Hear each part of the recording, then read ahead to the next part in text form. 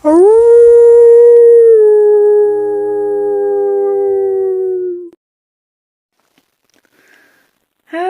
everyone and welcome to another video. Now today, like I said in the last video, I was gonna explain my imagination a little bit. Now, where do I start? I never write things down, so yeah. It's, I guess whenever I get my imaginations, it either comes from a video game or a movie. And so like lots of superhero characters, monster characters, game related characters come from, different kinds of games and movies. And honestly, whenever I got a little bit older, I'm like, I wonder how I can make all of this come together. 'Cause I'm sort of into those things where like it comes into a mix. For certain movies, like if it mixes the weirdest things, I just don't know. But I got an idea from watching Ultimate Spider-Man. And Ultimate Spider-Man is like cartoon version of Spider-Man. Some people don't like it, I guess, since they're not either Marvel fans, or if they're a really big Spider-Man fan, it doesn't show Peter having a rough time in life and stuff like that. It just gets it even better throughout the episodes, but I love it. I really do. And watching that, watching through the Spider-Verses, it gave me an idea to use a universe thing. So I came up with the idea of making a door realm, going to different stories, which are my characters that I make up. And how it works is that there's one world that for example, I'll try to explain this as much as I can. If you don't understand, it's fine. It's completely fine. I don't judge you if you don't understand. This is probably the only time I'll be explaining it though, so just to let you know. But for example, this world, the world that we're living in, can be a door realm, like a dimension from other worlds. For example, I can leave this place anytime, but you guys would never notice, and if I come back, it'll be just how it was. So if I left now, I would come back and still be talking about this. And there's countless, including even more growing imagination stuff I have, and I guess it's a never-ending process. But I am going to say what my first imagination starts is. Now, I pretty much threw this one away, but I was a big fan of it for a very long time, to where I literally started getting images of furries. For those of you who know furries, who are talking, walking animals, I would get the coloring parts then go on to like a photo editor and start turning them into animatronics.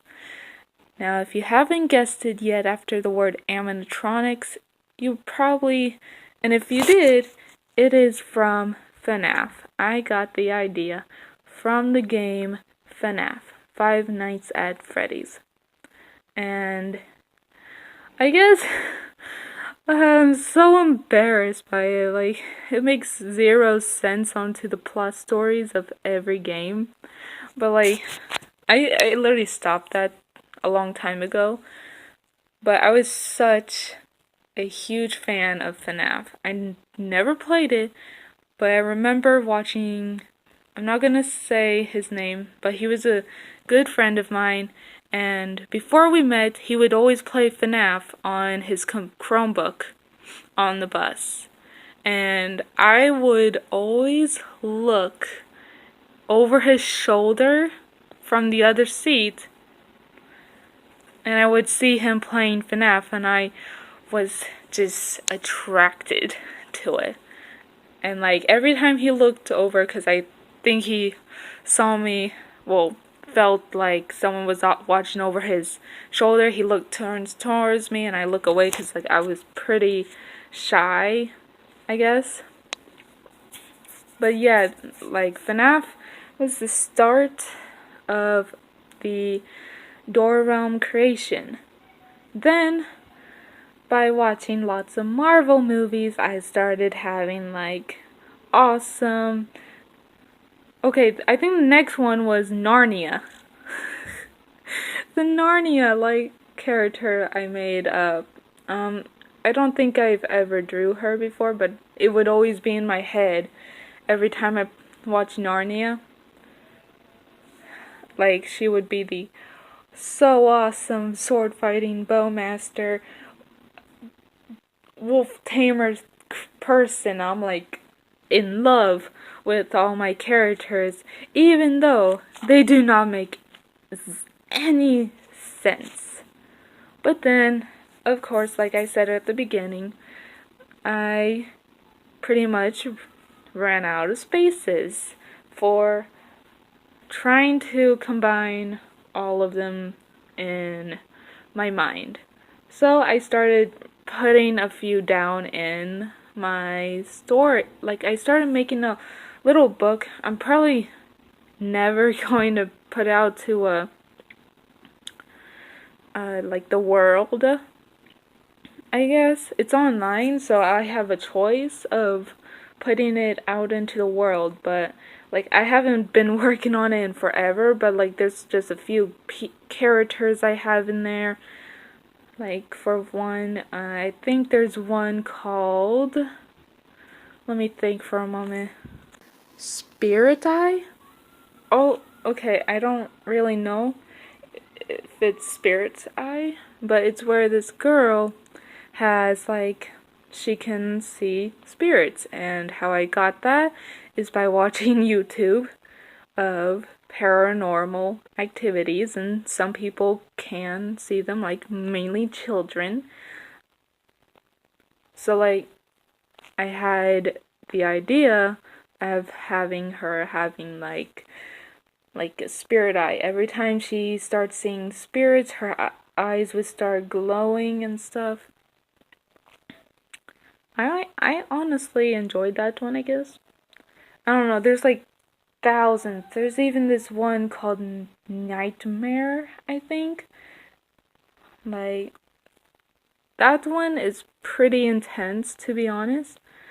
I guess, like, if I ever have, like a nightmare or something, that's where they would go. Like, if you go into that door, you would be, like, trapped, and you have to learn to face your fears, I guess. But, yeah, like, my imagination is still growing. In fact, the OC on, so like Wolfie Smith is an OC that I have, and she's like the most I think I've ever used in my imagination storyline.